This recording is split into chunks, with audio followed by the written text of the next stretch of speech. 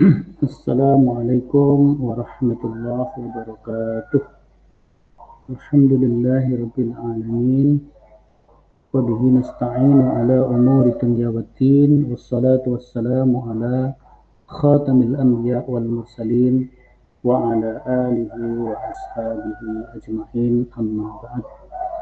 Alhamdulillah, marilah kita panjatkan puji syukur kepada Allah Subhanahu wa taala.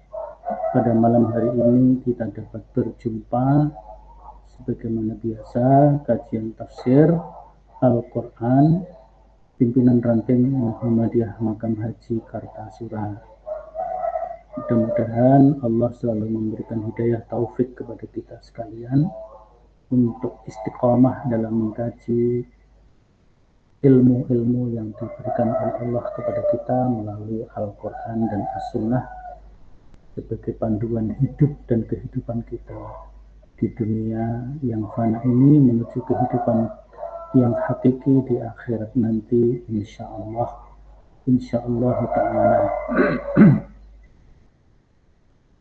Alhamdulillah, pada malam ini kita sampai kepada surat An-Nisa ayat 112 sampai ayat 115.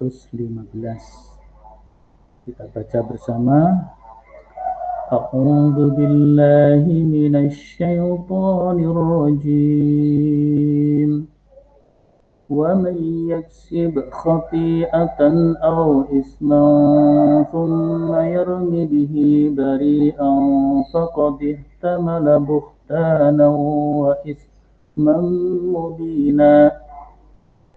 ولولا فضل الله عليك ورحمته لهمت طائفة منهم أن يضلوك وما يضلون إلا أنفسهم وما يضرونك من شيء وأنزل الله عليك الكتاب والحكمة وعلمك ما لم تكن تعلم وكان فضل الله عليك عظيما لا خير في كثير من نجواهم إلا من أمر بصدقة أو معروف أو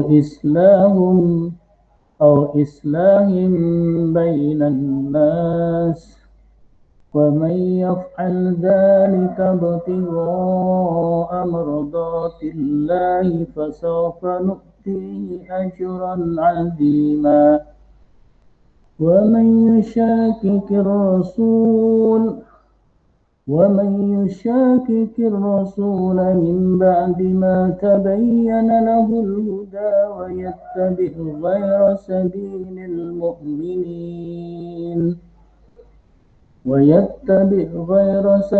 المؤمنين نوله ما تولى ونصله جهنم وساءت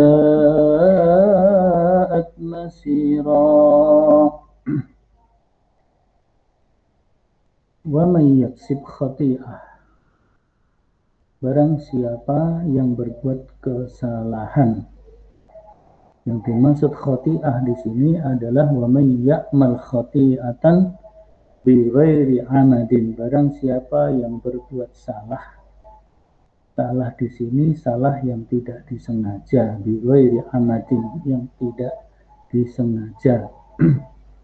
Au isman, atau berbuat dosa, yakni yartakib dzamban muta'ammidan, berbuat dosa dengan disengaja, berbuat dosa dengan kesadaran.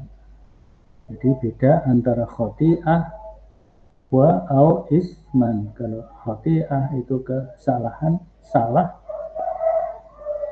itu bisa tidak disengaja. Tapi kalau dosa itu perbuatan yang salah, perbuatan yang tidak benar tetapi disengaja, muta'ammidan. Nah, summa yarmi bihi bari'an, kemudian perbuatan yang salah dan dosa itu dituduhkannya kepada orang yang tidak bersalah, barian, pada orang yang bersih. Barian itu yang terbebas dari kesalahan. Nah, orang berbuat salah, berbuat dosa, tapi dituduhkan kepada orang yang tidak bersalah, pada orang yang terbebas dari kesalahan. Maka faqadih tamala buhtanan wa isman mubina.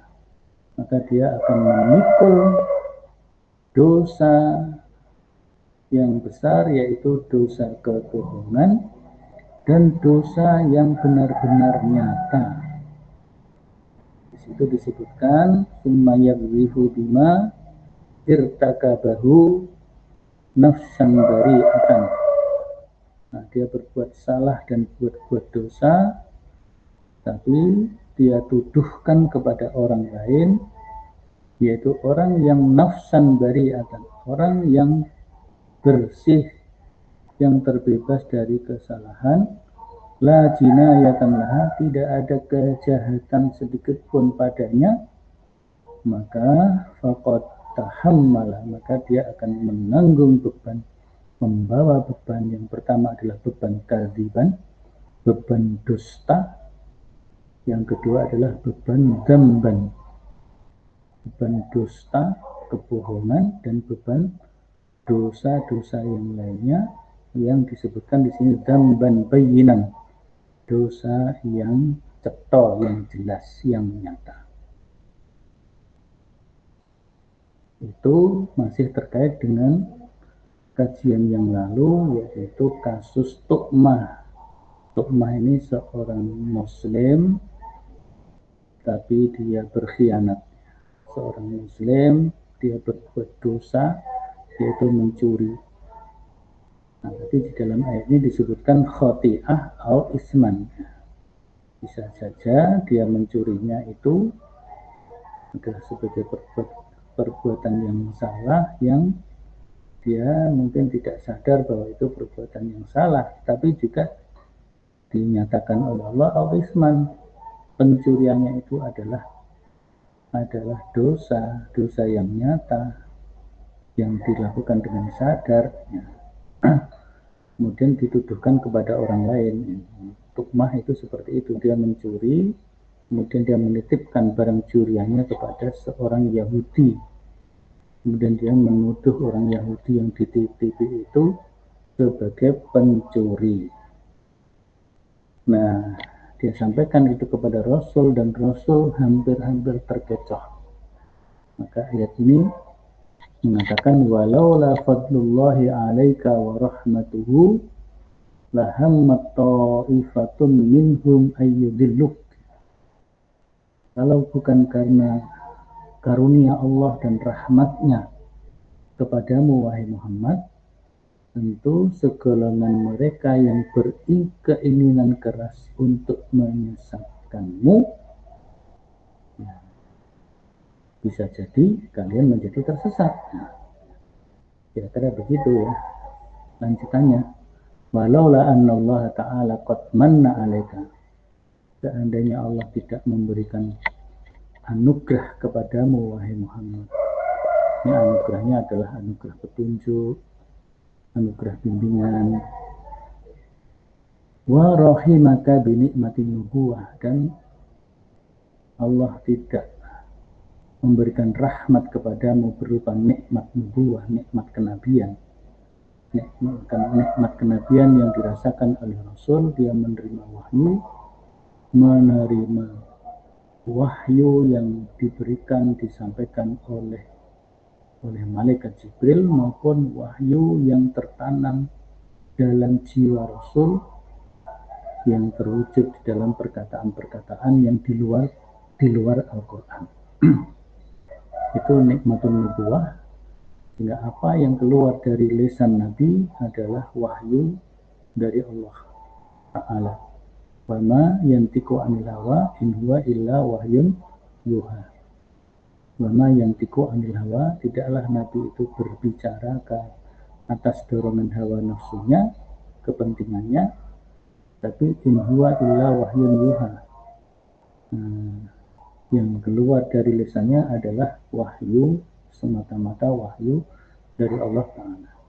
Nah, karena Rasul menerima wahyu matlu berupa Al-Quran yang disampaikan malaikat Jibril, dan wahyu wairul matlu berupa sunnah-sunnahnya, hadis-hadisnya yang tertanam dalam jiwanya, maka maka bitaufiqika, maka Allah melindungi Nabi, melindungi engkau Rasul, bitaufiqihi, dengan taufiknya, dengan bimbingannya, bima auha ilaika, berupa apa-apa yang diwahyukan kepada.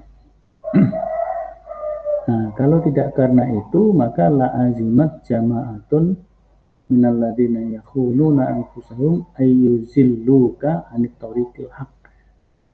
Jadi seandainya Allah tidak memberikan rahmat dan anugerah kepada Rasul berupa wahyu, berupa nikmat nubuwah, pasti ambisi orang-orang yang ingin menyesatkan Rasul, ambisi orang-orang yang berkhianat seperti Tuqmah tadi, untuk menggelincirkan Nabi dari tariqil haq, dari jalan yang hak, maka Nabi pasti juga akan terkecoh, tersesat. Tetapi wa ma yudhilluna illa anfusahum. Tapi orang-orang seperti Tuqmah itu tidak akan mampu menyesatkan, mentergelincirkan Nabi dari jalan yang hak kepada jalan yang sesat, illa anfusahum. Wa ma yuzilluna bidzalika illa anfusahum. Mereka tidak bisa menggelincirkan Nabi dari jalan yang benar menuju jalan kesesatan kecuali mereka sendiri yang tergelincir. Bahkan disebutkan wa ma yadurrunaka min syai'in. Bahkan mereka pun tidak bisa membahayakan, tidak bisa membahayakan Nabi sedikit pun. Wa ma yaqdiruna ala idzaika, bahkan mereka tidak bisa menyakiti engkau, tidak bisa membahayakan engkau. Kenapa? Lihismatillahi laka, karena perlindungan Allah kepadamu, kepada Muhammad. Wa anzalallahu alaikal qur'ana wa sunnah, dan Allah selalu menurunkan kepadanya Al-Qur'an wa sunnah, ya, di situ wal hikmah, ya, hikmah itu ditanamkan dalam jiwa Nabi, kemudian keluar lewat lisan Nabi berupa sunnahnya, kalau itu perkataan, kalau itu dalam bentuk gerakan, fi'alnya, perbuatannya, itu pun sunnah juga. Ataupun ketetapan Nabi atas peristiwa yang ada di sekitarnya, kemudian Nabi menetapkan, maka itu juga bagian sunnah Nabi. Di sini disebutkan was-sunnata al-mubayyinata lahu, sunnah yang memberikan penjelasan lahu lil Quran, kepada Al-Quran. Jadi Allah selalu turunkan kepada Nabi kitab wal hikmah, Quran dan sunnah, dan wa'allamaka ma lam takun ta'lam, dan Allah mengajarkan kepada Nabi sesuatu yang sebelumnya Nabi tidak ketahui. Hadaka ila ilmi ma lam takun ta'lamuhu min qabl. Jadi Allah memberikan petunjuk kepada Nabi tentang hal-hal yang Nabi tidak ketahui sebelumnya. Wa kana ma khassakallah bihi min fadlin. Kalau ayatnya berbunyi wa kana fadlullahi 'alaika azima, yakni wa kana ma khassakallahu bihi min fadlin amran azima, dan adalah anugerah yang dikhususkan untuk dari Allah kepada Nabi merupakan amron azimah, merupakan perkara yang sangat agung, artinya nikmat yang sangat agung, rahmat yang sangat agung, fadlun azim. anugerah yang sangat agung. Nah, karena Rasul mendapatkan nikmat yang sangat agung dan perlindungannya juga perlindungan yang agung dari yang maha agung yaitu Allah Ta'ala, maka tipu daya ataupun tipuan upaya-upaya rekayasa dari kaum pengkhianat itu tidak ada manfaat sedikit pun. Maka di sini disebutkan la khaira fi katsirin min najwahum. Tidak ada kemanfaatan, tidak ada kebaikan sedikit pun dari kebanyakan apa yang mereka bicarakan, apa yang mereka perbincangkan, termasuk pembicaraan rahasia untuk melakukan rekayasa. Itu tidak ada manfaatnya karena Allah telah memberikan perlindungan yang agung kepada Nabi Sallallahu Alaihi Wasallam. Maka Allah katakan tidak ada kebaikan sedikit pun dari pembicaraan mereka para pengkhianat itu kecuali kembali kepada Allah, yaitu perkataannya man amara bi shadaqatin, perkataannya mengandung perintah, mengandung ajakan untuk bersedekah, ya, untuk bersedekah atau sedekah itu kan bisa berupa perkataan, bisa berupa perbuatan, bisa berupa benda. Artinya memberikan kebaikan dalam bentuk apapun. Man amara bi shadaqatin au ma'rufin, atau mengajak kepada yang ma'ruf. Kalau sedekah itu sesuatu yang mengandung kebenaran hakiki dari Allah, baik itu perbuatan, perkataan, maupun benda-benda, harta benda. Jadi harta benda yang disedekahkan adalah harta benda yang benar, artinya halal, dicari dengan cara yang halal dan sebagainya. Au ma'rufin, atau segala perbuatan yang ma'ruf. Ma'ruf di sini artinya diakui, diterima, diakui kebaikannya, baik menurut akal manusia maupun menurut syariat Allah Ta'ala. Au islahin, atau membawa perdamaian dan perbaikan bainan nas, di antara manusia. Jadi di situ disebutkan dalam tafsir tidak ada manfaat sedikit pun apa yang mereka lakukan, tipu daya yang mereka lakukan dengan perkataan-perkataan pembicaraan yang rahasia di antara mereka. Tidak ada manfaat sedikit pun, tidak ada ya kebaikan sedikit pun, dan tidak akan bisa mengganggu Nabi, kecuali illa idza kana hadisan da'iyan ila badil ma'ruf, kecuali perkataannya itu, pembicaraannya itu mengajak kepada untuk mencurahkan dirinya kepada kemakruffan. Nah, itu mengajak berbuat makruf. Tadi disebutkan ya, minas sedekah, berupa sedekah, berupa sedekah, awil kalimat thayyibah, atau perkataan-perkataan yang baik, yang mengenakan, perkataan yang benar, awit taufiqi bainan nas, atau bimbingan kepada manusia. Jadi taufik tadi perdamaian, membimbing kepada perdamaian dan kepada perbaikan hidup manusia. Maka wa may yaf'al tilkal umur, kalau dalam ayatnya berbunyi wa may yaf'al dzalika, barang siapa yang berbuat yang demikian, wa may yaf'al tilkal umur ibtigha amardatillah, talaban liridallah,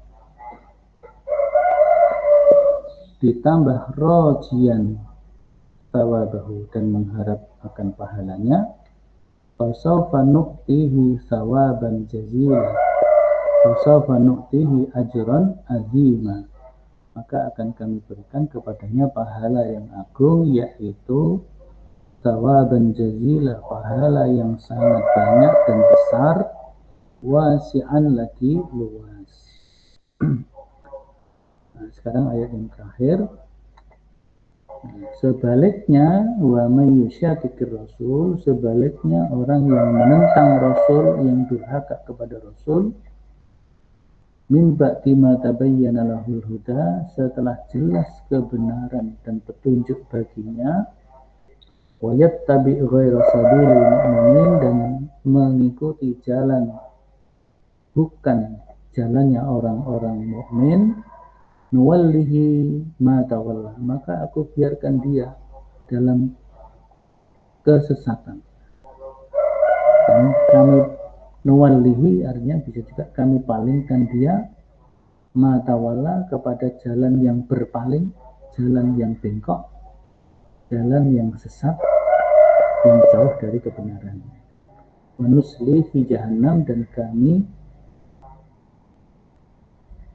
sambungkan dia dengan neraka jahanam, kami masukkan dia ke dalam neraka jahanam. Wasa'at masira, dan jahanam itu adalah seburuk-buruk tempat kembali atau tempat akhir. Nah, di antara kedurhakaan itu ditafsirkan di sini wa may yukhalifir rasul, barang siapa yang menyelisihi rasul, tidak mau mengikuti jalannya Rasul, petunjuk Rasul, itu namanya menyelisih. Barang siapa yang menyelisih Rasul sallallahu alaihi wasallam min ba'di ma zahara lahul haq, sesudah tampak nyata kepadanya al-haq, kebenaran, wa yasluku tariqan, dan dia mengikuti jalan ghaira tariqil mu'minin, bukan jalannya orang yang beriman, wa ma hum alaihi minal haq, dan mereka sama sekali tidak berada di dalam kebenaran, natrukuhu, maka aku tinggalkan dia, aku biarkan dia. Jadi Allah tidak akan memberi bimbingan dan petunjuk kepada orang yang seperti itu. Wa ma tawajjaha ilaihi, dan aku biarkan dia, aku tinggalkan dia pada apa yang dituju olehnya, yaitu tujuannya menjadi tujuan yang menyimpang dari kebenaran. Fala nuwaffiquhu, dan sama sekali tidak aku berikan bimbingan kepadanya, lil khair, kepada jalan kebenaran, jalan kebaikan. Sebaliknya, wa nudkhiluhu naro jahannam, dan aku masukkan dia ke dalam neraka jahanam, yuqasi harroha, yang dapat digambarkan, dikiaskan, diramalkan atau diimajinasikan harroha, betapa panasnya. Nah, neraka jahanam yang betapa panasnya dapat digambarkan kira-kira begitu. Dan neraka jahanam yang seperti itu sebagai wabisa hadzal marja, dan itulah seburuk-buruk tempat kembali, wal ma'al, dan seburuk-buruk tempat akhir, tempat berakhirnya kehidupan. Tempat akhir di sini berarti terminal akhir yang terburuk dalam kehidupan dia, kehidupan orang yang mengkhianati dan menentang Rasul sallallahu alaihi wasallam. Semoga kita terhindar dari segala kesesatan, segala penyimpangan dalam kehidupan kita, sehingga kita tidak ditinggal dan tidak diterlantarkan oleh Allah Ta'ala, tetapi kita selalu diberikan sikap istiqomah kepada petunjuk Allah, kepada keimanan kepada Allah, kepada kitab-kitab Allah, terutama Al-Quran dan Sunnah Rasulullah Sallallahu Alaihi Wasallam, sehingga kita selalu dalam taufik dan hidayahnya dalam kehidupan di dunia ini. Saya kira demikian kajian pada malam hari ini. Semoga apa yang kita kaji mendapatkan ridho dari Allah, dan sekaligus mengandung petunjuk, taufik, ma'unah kepada kita sekalian, ya kita berjalan di muka bumi ini di jalan yang benar, sehingga tujuan akhir yang baik, yaitu jannahnya Allah. Apakah itu Jannatul Firdaus, apakah itu Jannatul Naim, semuanya adalah tempat akhir yang baik, tempat terminal kita yang terbaik bagi kehidupan kita yang hakiki di akhirat nanti. Wallahu a'lam bishawab. Nasrun minallah wa fathun qarib wa basyiril mu'minin. Wassalamualaikum warahmatullahi wabarakatuh.